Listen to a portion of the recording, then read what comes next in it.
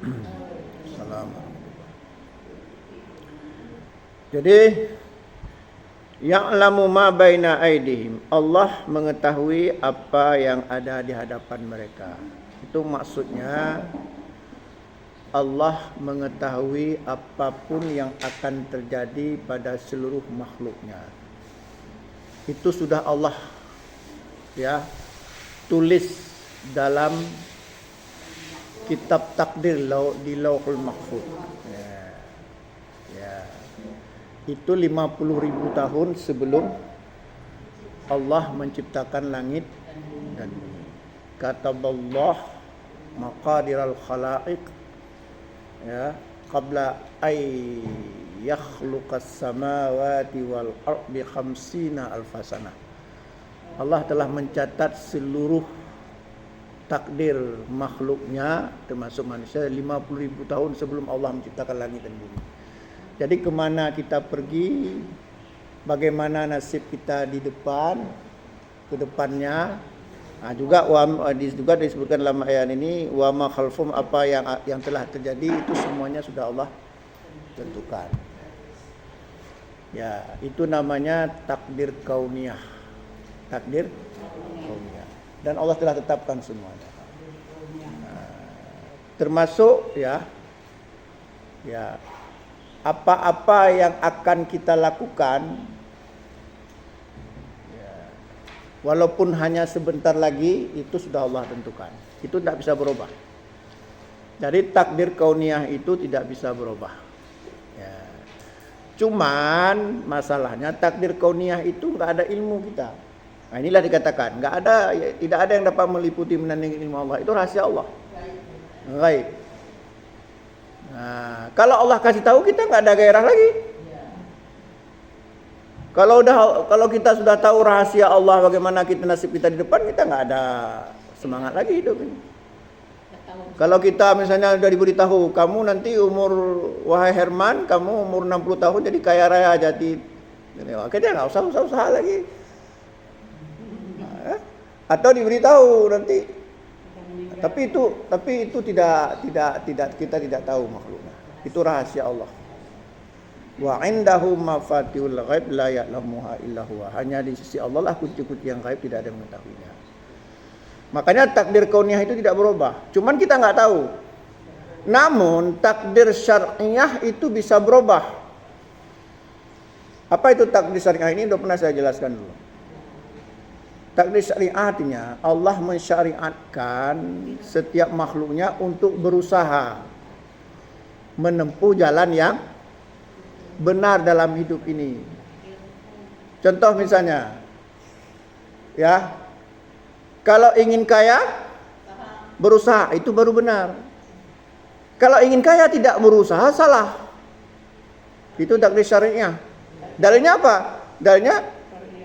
Dalilnya innallaha la yughayyiru ma biqaumin hatta yughayyiru ma bi anfusihim. Allah tidak merubah nasib satu kaum sebelum kaum itu mau merubah dirinya sendiri. Kalau mau kaya, dagang. Jadi caleg enggak jadi.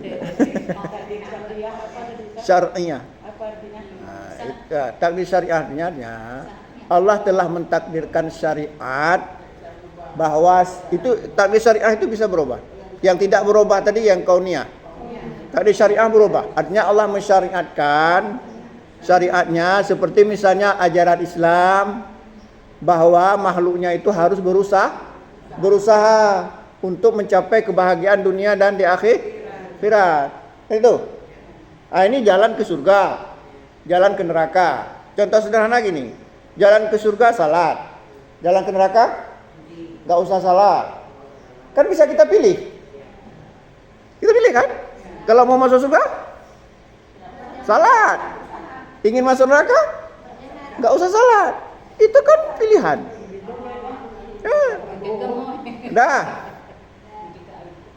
Juga hadis ini. Kata Nabi begini.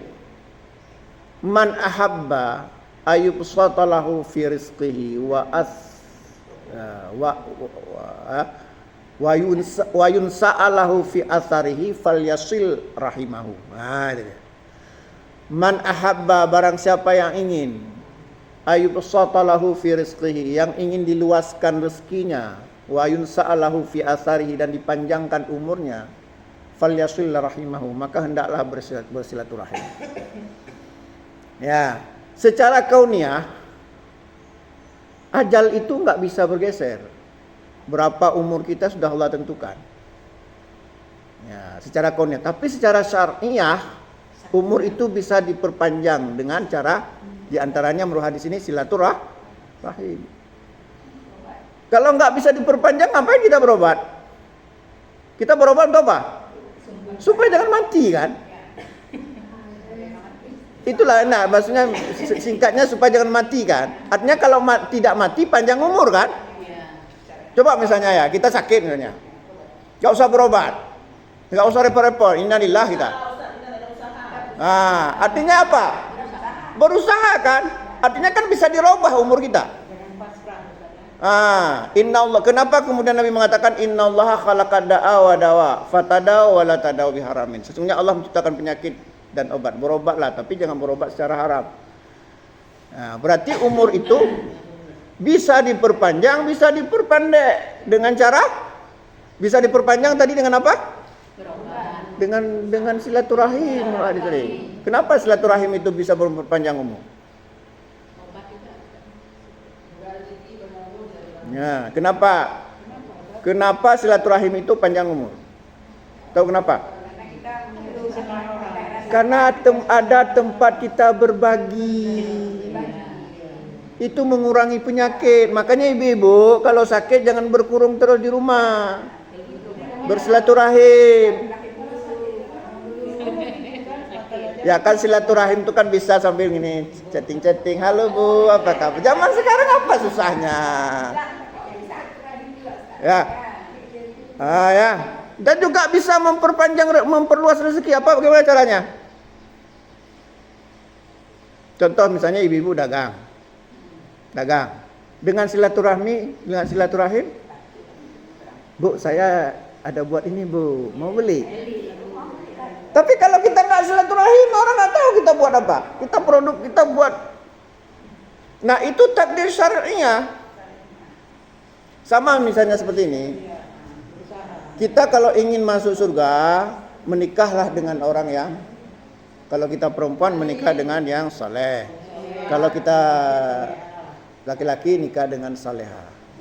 Itu insya Allah kita akan masuk surga. Tapi kalau kita menikah sama orang jahat, itu kan pilihan. Jadi takdir syariah itu bisa dirubah. Ya. Jadi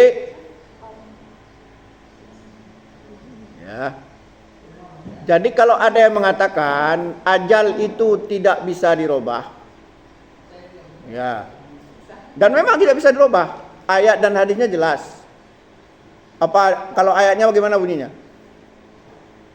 Fa idza jaa ajaluhum la yastakhiruna sa'atan. Sambunglah, jangan tanggung-tanggung. Wala yastaqdimun. Jika telah datang ajal, tidak bisa diakhirkan, tidak bisa dipercepat sedetik pun, sedikit pun. Nah, artinya kan ajal itu sudah pasti. Berapa umur kita sudah jelas. Itu takdir kauniyah. Takdir kauniyah. Tapi secara syar'iyah, ya, kalau kita berusaha untuk panjang umur, misalnya sering tersenyum, sering minum madu, sering silaturahim, panjang umur kita. Dan tidak dengki, tidak kueh sama orang, bersaudara, memaafkan kesalahan orang lain, sehingga penyakit pun lari dari diri kita, panjang umur kita. Itu syariah.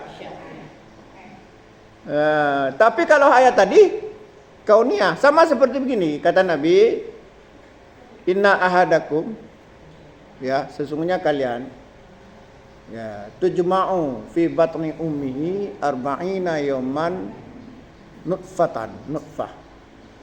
Sesungguhnya kalian dikumpulkan dalam perut ibu kalian selama 40 hari dalam bentuk nutfah. Kemudian 40 hari lagi dalam bentuk alaqah. Kemudian 40 hari lagi dalam bentuk mudghah. Ya kan? Kemudian wa yursalu ilaihi al-malak. Kemudian Allah kirimkan, utus seorang malaikat pada bayi tersebut yang sudah berumur tadi Pak. 3 kali 40 berarti berapa bulan? 4 bulan. Karena 1 bulan kan 30. Ini 3 kali 40 berarti 4 bulan. Fayursalu ilaihi al-malak. Kemudian diutus malaikat. Fayunfakhu fihi ruh, maka ditiupkan ruh. Diperintahkan oleh Allah meniupkan ruh. Makanya bayi kalau udah 4 bulan sudah mulai bergerak-gerak, sudah ada. Fayu'maru bi arba'i kalimatin. Kemudian disuruh catat 4 hal. Bikatbi rizqihi, rezekinya sudah dicatat. Wa ajalihi, ajalnya. Wa amalihi, amalnya. Syaqiyun aw sa'idun, apakah dia bahagia atau sengsara di dunia dan akhirat. Itu sudah dicatat itu. Itu enggak bisa berubah. Itu namanya takdir kauniyah. Tapi secara takdir syar'iyah bisa berubah. Harus didahului dengan usaha. Ingin masuk surga, tempuh jalan salat kita, puasa kita, pakai jilbab, jangan dengki. Yang ngaji kita. Jangan panas-panas hati sama orang, jangan dendam-dendam. Jangan suka beli-beli orang. Ya? Nah, kan semua pilihan. Ya tak?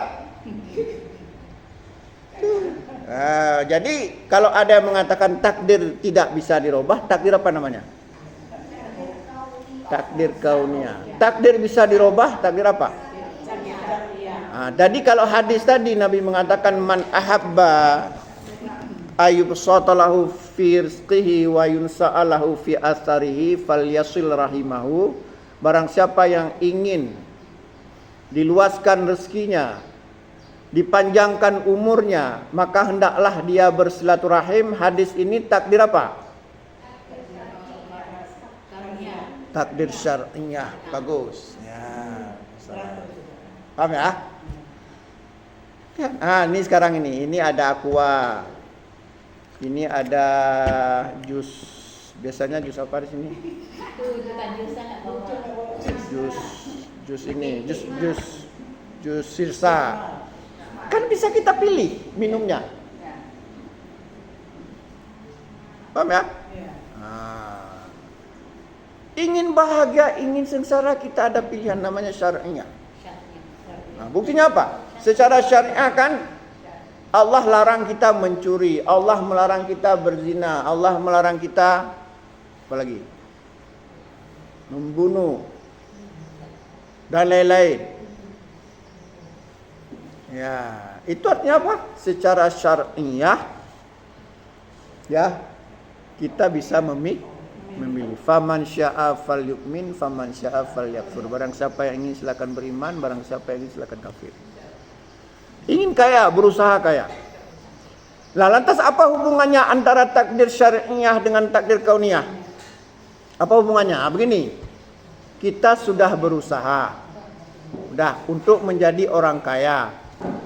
Tapi ternyata tidak juga kaya-kaya. Itu kembali takdir kauniyah. Allah sudah menentukan bahwasanya saya tidak akan kaya. Tapi karena kita sudah berusaha, Allah berikan ganjarannya juga. Namanya pahala kita berusaha. Kesabaran kita berusaha, Allah kasih pahala, kasih kemuliaan. Makanya kan sering bilang, lebih bagus berusaha gagal daripada tidak berusaha tidak pernah gagal. Karena kita dapat pahala berusaha. Namanya pahala kesabaran. Kan sudah berusaha gagal kan sabar. Nah, sabar itu bagaimana kata Nabi? Ya, bisa meninggikan derajat dan menghapuskan dosa. Kita sudah berusaha untuk kaya nih, tapi tidak kaya-kaya. Lantas kita berbaik sangka kepada Allah. Inilah yang terbaik. Allah sedang menguji, kita sabar. Ternyata dengan sabar seperti itu Allah mengangkat derajat kita, menghapuskan dosa kita. Jangankan kita bersabar karena gagal, bersabar terinjak duri saja. Waduh. Kata Nabi apa? Ma min muslim yushakku syakatan fama fawqaha illa kutiba lahu biha darajatun wa muhyan anhu biha khati'atun. Tidaklah seorang muslim dia mendapat musibah hanya terinjak duri atau lebih rendah dari itu. Dia bersabar. Allah angkat satu derajat, Allah hapuskan satu dosa. Apalagi kita bersabar karena gagal ingin jadi orang kaya. Ya, makanya hubungannya apa? Kalau kita sudah berusaha ternyata juga enggak kaya-kaya, sudah takdir kauniyah kita tidak kaya. Tapi Allah memberikan kita ganjaran karena sudah berusaha. Makanya kan orang bijak mengatakan apa? Lebih bagus sudah berusaha tapi tidak kaya-kaya daripada tidak berusaha tidak kaya-kaya. Nah, kalau kita lihat ternyata jumlah ganjaran, jumlah imbalan yang Allah berikan karena kita bersabar gagal, ternyata lebih besar dari kesuksesan yang akan kita dapati. Nah, itu hubungannya antara tadi apa? Takdir kauniyah dengan takdir syariah. Udah berusaha nggak berhasil juga karena udah ditetapkan memang seperti itu. Kita dapat pahala. Syariah. Saya bilang syariah. Syariah. Nek syariah. Syariah. Syar'i, syariat, syariat. Syariat. Kan syariat Islam kan ya, syariat.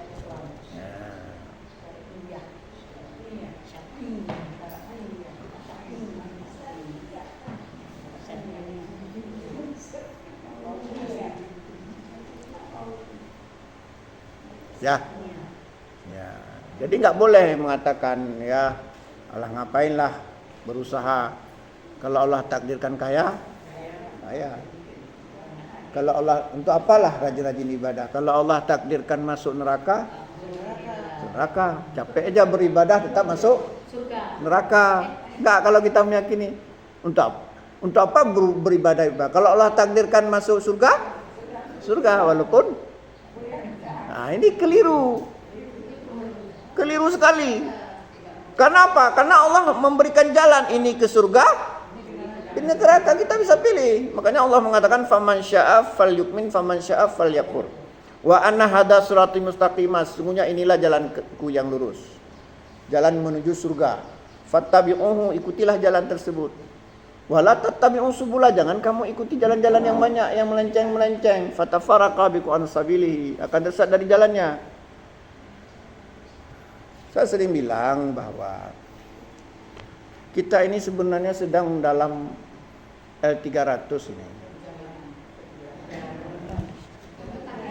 Kita sedang berada di sebuah kendaraan. Nama kendaraannya apa? Enggak, masa L300 nggak muat, 6 orang paling. Bukan. Kendaraan itu bernama waktu.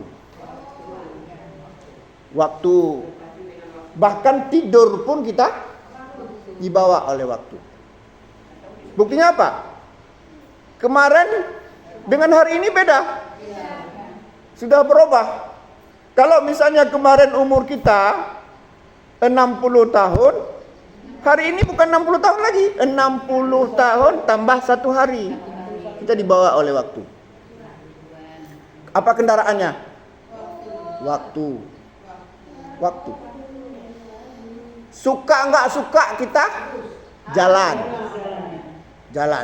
Waktu. Dan waktu itu nggak pernah berhenti dia, nggak ada urusan dengan Pertalite, dengan Pertama, nggak ada, di jalan terus dia. Kemana dia bawa kita? Nah, pertanyaannya kemana dibawanya kita oleh?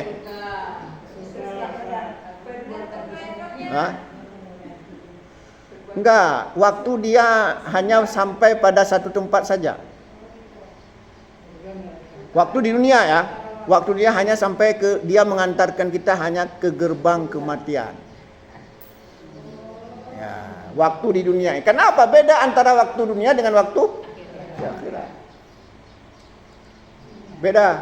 Kalau waktu di akhirat itu 1 hari waktu di akhirat, 1000 tahun di dunia. Inna yauman inda rabbika ya ka alfis sanah Ya. Mimma ta'uddun. Satu hari di sisi Tuhanmu masuk di akhirat itu sama dengan 1000 tahun dalam perhitunganmu. Makanya hitungan waktu di dunia ini hanya mengantarkan kita sampai mana tadi? Sampai terminal. Apa nama terminal itu? Kuburan. Apa nama terminalnya?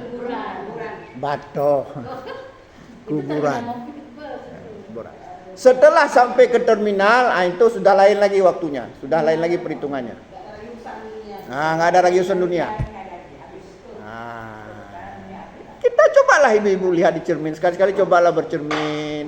Ternyata, cuman anehnya, kendaraan waktu itu bukan hanya mengangkut kita, tapi juga mengangkut fisik kita, jiwa kita. Padahal tadinya kita berpikir jernih, umur 29 tahun, sekarang ya kacamata di mana kacamataku?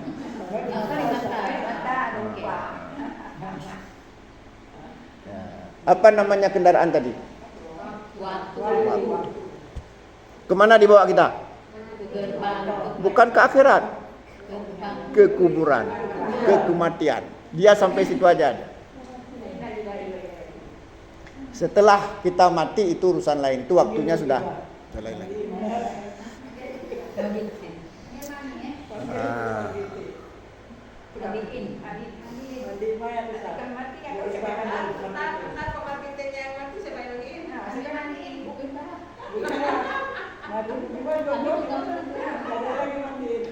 Ibu-ibu inilah nggak bisa kita bahas tentang kematian. Sudah dimasukkan ke hati.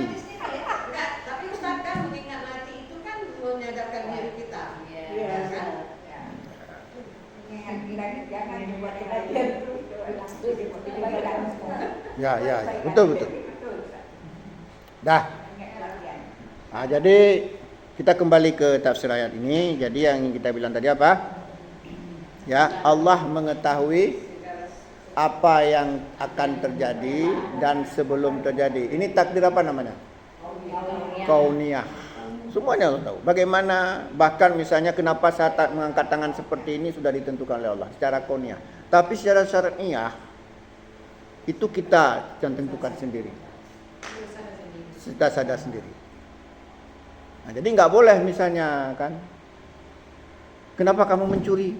Oh sudah takdir Allah saya mencuri. Nggak bisa, karena secara syar'iyah Allah melarang mencuri. Tapi secara kauniyah betul, semua atas kehendak Allah. Kenapa berzina? Sudah kehendak Allah telah. Secara kauniyah betul, tapi secara syariah Allah melarang berzina. Kenapa miskin?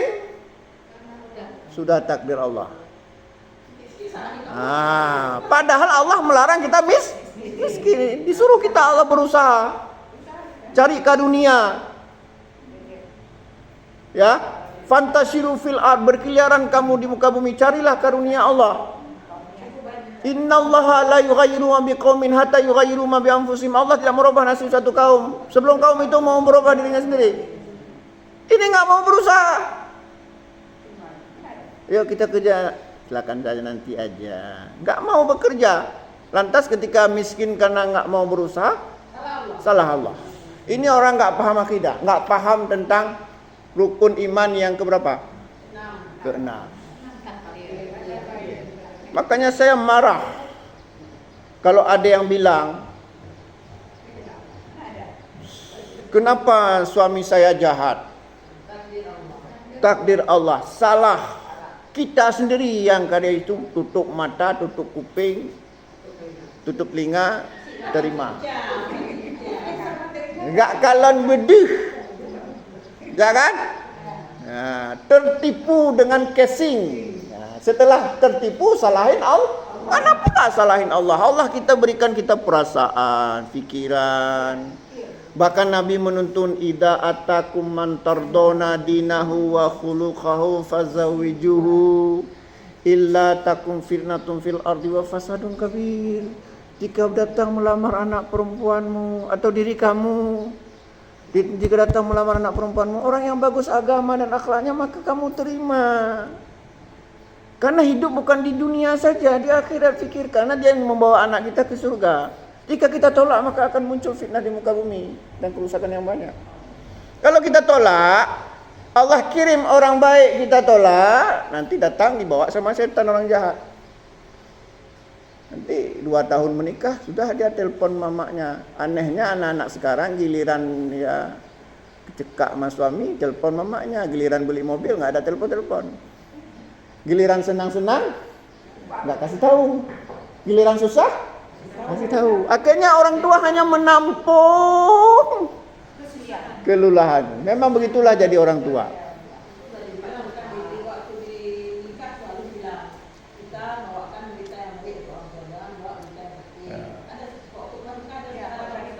Itulah. Tapi yang terjadi kadang-kadang kebanyakan ketika dia sudah buntu pikiran, nggak tahu lagi kemana sharing, baru hubungi orang tuanya. Sebenarnya kalau kita bijaksana, ya kita yang baik-baik aja lah kita kasih tahu informasi. Yang jelek-jelek kita utasi sendiri supaya orang tua kita tidak terbebani. Kapan lagi orang tua kita istirahat? Tapi lagi nggak ada uang, mak. Ada mak punya minta uang, mak. Mak saya dipukul sama suami, mak. Pas lah mak, alhamdulillah mak baru beli ini, mak alhamdulillah mak susah, senang dengar. Ya. Dah. Nah, ini perlu kita jelaskan, jangan sikit-sikit menyalahkan takdir. Karena takdir itu bukan hanya takdir kauniyah, tapi ada takdir syariah. Dan syariah itu kita bisa merubahnya. Karena Allah mensyariatkan kita agar kita berusaha bahagia di dunia dan di akhirat. Ya.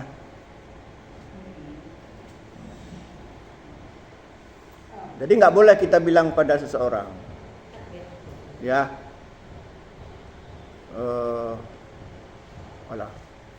bisa kita bilang kamu nggak usah, ya, terlalu berharap, ya, semuanya sudah digariskan oleh Allah. Nggak boleh.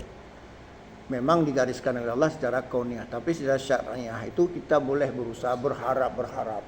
Kalau tidak terkabulkan pun kita sudah mendapat pahala berusaha. Kembali takdir kauniyah.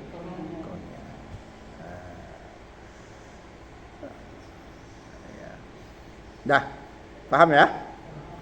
Jadi ya'lamu ma baina aidihim wa ma khalfahum. Allah mengetahui apa yang ada di depan, maksudnya akan datang. Nah, kemana kita pergi, dan juga Allah mengetahui apa yang telah terjadi. Dia hampir sama dengan surat Yasin ayat 9 ya Ustaz, tapi ada sambungannya lagi kan? Iya aja lah, ya. Ya, bagus. Memang Ibu Giti ini banyak wawasannya. Ya. Dah. Wa anatil wujuhu lil hayyil qayyum. Dan wajah-wajah, maksudnya wajah ini simbol karena wajah ini kan tempat terfokusnya pandangan makhluk Allah. Bukan hanya manusia. Jadi wajah-wajah pada hari kiamat itu, pada hari kebangkitan itu, semuanya tunduk patuh kepada Allah yang maha hidup dan maha mengurus makhluknya. Ya, Allah hidup. Ya. Dan kita jangan berfikir tentang Allah. Tidak sanggup, tidak sebanding. Ilmu Allah itu seperti hadis Nabi katakan, seperti kita memasukkan air ke lautan, yang tertinggal inilah ilmu kita. Kita nggak sanggup. Jangan kita mengkaji. Kenapa? Karena kita ini barang kita ini adalah yang diciptakan. Kita hanya berpikir sejauh yang diprogramkan oleh Allah. Banyak hal itu perumpamaannya banyak terjadi dalam dunia ini. Kita baru percaya ketika sudah ada. Dulu kita nggak mungkin percaya, kenapa bisa orang ngomong di sini satu, ya di Banda Aceh satu, Jakarta satu, itu nggak masuk akal kita. Tapi kemudian terjadi. Ya. Nah, kenapa tangan kita bergerak-gerak ini? Kenapa kita percaya? Karena nampak. Tapi kalau seandainya nggak ada nampak, kita juga nggak percaya. Mana mungkin bergerak-gerak sendiri. Demikian juga jangan kita berpikir dari mana datangnya Allah, bagaimana. Itu enggak pikir, itu enggak ada ilmu kita, tertutup. Karena kita hanya punya ilmu sejauh yang diprogramkan oleh Allah. Sama kayak robot. Robot itu hanya mengetahui sejauh yang diprogramkan oleh pembuatnya. Nah.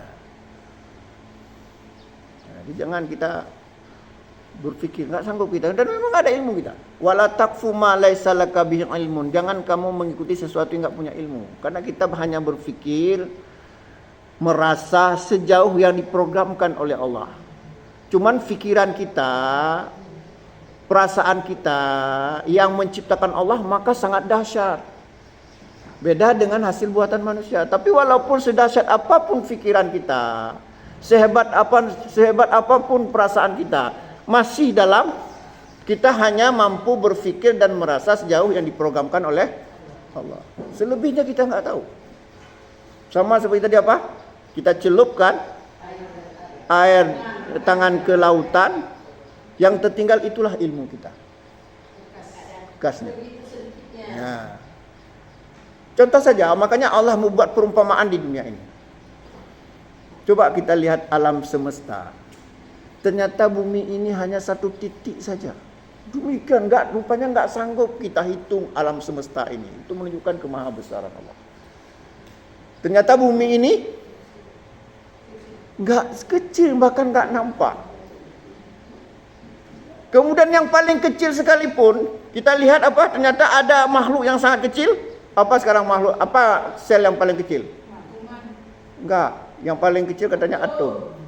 Itu atom yang paling kecil berdasarkan ilmu sementara. Jangan-jangan dalam atom itu ada jauh, intinya nggak akan terhitung. Sekarang menurut ilmu manusia dengan alat yang canggih, mereka secara spekulatif kebenaran sementara bahwa yang terkecil itu adalah atom. Kenapa? Karena hanya sebatas itu. Suatu saat mungkin ditemukan teknologi, mikroskop ditemukan lagi, ternyata atom itu masih jauh juga. Akhirnya ada lagi yang paling kecil, tak apa mungkin namanya. Terus pada suatu saat yang paling kecil ditemukan lagi alat, akhirnya memang nggak mampu. Itu menunjukkan bagaimana kemahakuasaan Allah. Makanya orang yang berpaham tidak percaya sama Tuhan, dia menipu diri sendiri. Karena banyak sekali bukti-bukti dalam alam ini yang nggak bisa ternyata dijawab oleh ilmu. Harus kita serahkan pada agama. Bagaimana? Ilmu nggak bisa menjawab. Kenapa tangan bergerak-gerak seperti ini? Ilmu hanya mempelajari apa yang telah ada. Ketika tangan sudah bergerak ini dipelajari, oh ada saraf. Tapi bagaimana kok bisa bergerak-gerak ini tiba-tiba ada, itu ilmu nggak mampu menjawabnya. Ilmu hanya mampu menghubungkan zat-zat yang telah ada. Oh ada saraf. Jadi jangan kita berpikir ini dilarang, sangat dilarang oleh Nabi karena di luar batas kemampuan kita. Makanya salah satu yang dilarang oleh Nabi dan dibenci oleh Allah adalah banyak bertanya. Bisa gila kita. Banyak bertanya. Karihallahu lakum salasan, Allah membenci kepada kalian di antaranya adalah wakas 100 soal, banyak bertanya. Banyak yang enggak. Dua lagi qila wa qala wa ifatullah.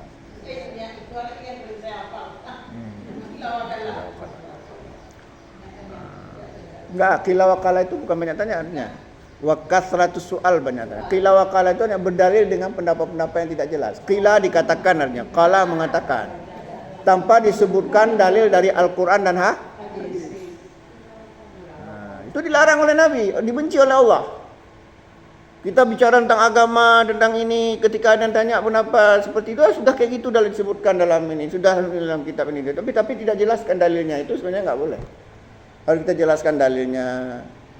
Karena tugas ulama itu al-ulama'u warasatul anbiya. Ulama itu pewaris Nabi. Yang diwarisi oleh para ulama adalah Al-Quran dan hadis. Maka tugas para ulama lah menyampaikan Al-Quran dan hadis kepada kita serta menjelaskan kandungannya kepada kita, apakah secara lisan atau melalui kitab tulisan. Bukan buat ajaran-ajaran tersendiri. Sekarang coba kita ibu pikir ya. Seharusnya agama Islam ini menjadi rahmatan lil alamin, tapi hari ini kadang-kadang karena salah kita beramal menjadi membuat tidak lagi rahmat bagi seluruh orang. Kadang-kadang teriak-teriak tengah malam, mengganggu orang tidur. Padahal Nabi tidak pernah mengajarkan seperti itu. Enggak boleh atas nama ibadah mengganggu orang lain. Tidak ada di zaman Nabi seperti itu. Mengganggu orang masbuk.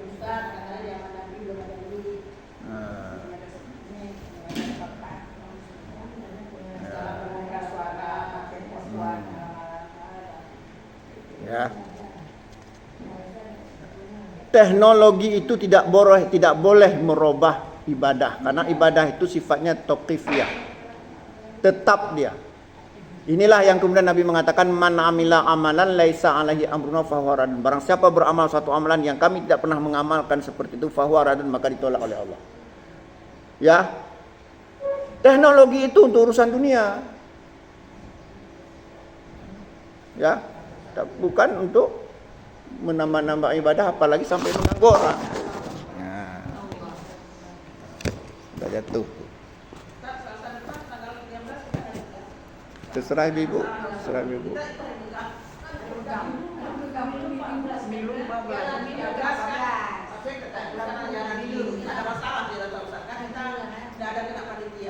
Kalau menurut saya kita ngaji aja.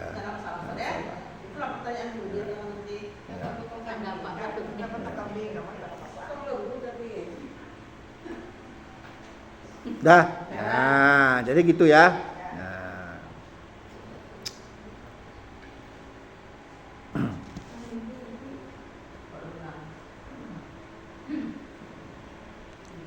Waqad khaba man hamala dzulma.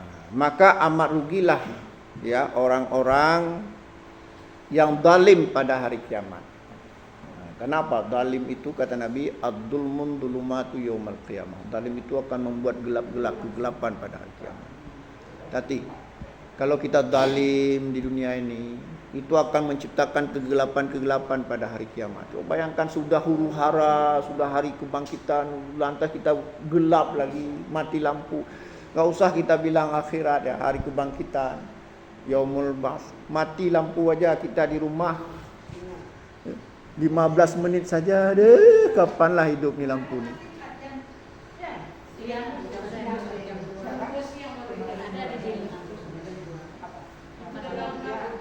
Hah? Siang apa malam matinya? Kalau itu siang, ini malam masalahnya. Gelap. Susah kita.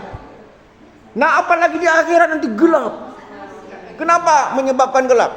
Karena zalim. Dalam ayat ini dikatakan apa? Waqad khaba man hamala dzulman. Amat celakalah, rugilah orang-orang yang zalim, membawa kedaliman pada hari kiamat. Karena zalim itu kata Nabi tadi, ad-dzulmun dzulumatu yaumal qiyamah. Zalim itu akan menciptakan kegelapan-kegelapan pada hari kiamat. Hadis ini sahih riwayatkan oleh Imam Bukhari, Muslim dan lainnya. Apa itu zalim? Nah, sekarang apa itu?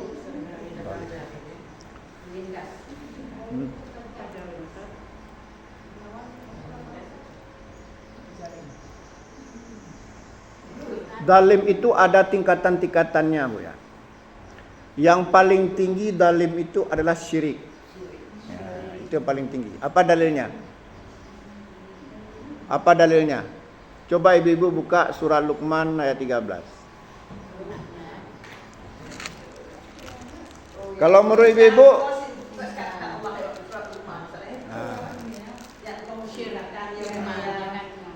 gimana bunyinya? Kenapa saya suruh ibu-ibu buka surat? Nah, supaya bisa saya minum sebentar.